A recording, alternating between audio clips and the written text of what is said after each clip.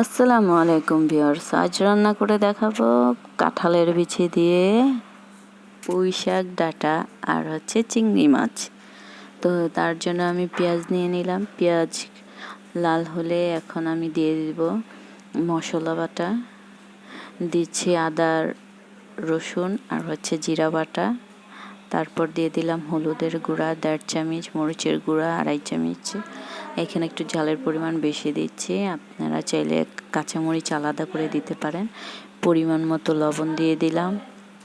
তারপর মশলা কষানো হয়ে গেলে এখন দিয়ে দিলাম বিচি আর পুঁই শাকের ডাঁটা, কারণ এগুলো আগে দিতে হবে। এগুলো সিদ্ধ হতে সময় লাগে, শাকটা সিদ্ধ হতে অত বেশি সময় লাগে না। তো এগুলা এখন ভালো করে কষিয়ে সামান্য পরিমাণ পানি দিয়ে ঢেকে দিব। ঢেকে দিলে এটাকে একটু ভালো করে সিদ্ধ করব। দেখতেই পাচ্ছেন সামান্য পরিমাণ পানি দিলাম। পানিটা দিয়ে ভালো করে সিদ্ধ করব। সিদ্ধ হলে তারপর দিব শাক। তো আপনারা অনেকে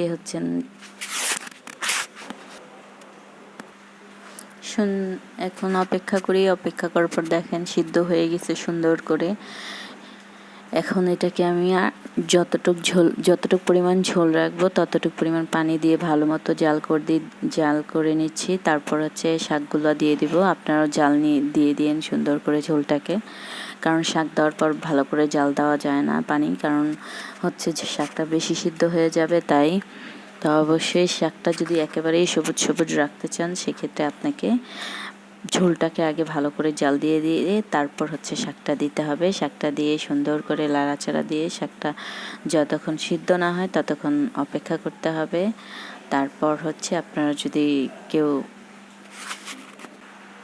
কম রাখতে চান, ঝোল কম রাখতে চাইলে সেক্ষেত্রে ঝোলের পরিমাণটা অবশ্যই কমিয়ে দিবেন। আমি একটু ঝোলটা বেশি রাখবো, তাই পানির পরিমাণটা একটু বাড়িয়ে দিয়েছি।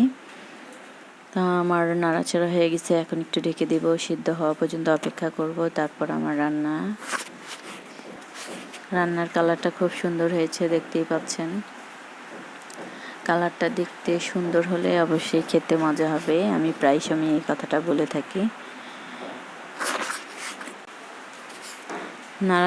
শাক দেওয়ার পর নাড়াচাড়া দিয়েই ঢাকবো না, এটা খোলাই থাকবে, কারণ ঢেকে দিলে সবুজ শাকটা লাল হয়ে যায়। এই কাজটা আপনারা অবশ্যই মনে রাখবেন, কারণ সবুজটাকে যদি সবুজ রাখতে চান সেক্ষেত্রে শাক দেওয়ার পর খোলা রাখতে হবে। আমার রান্না শেষ।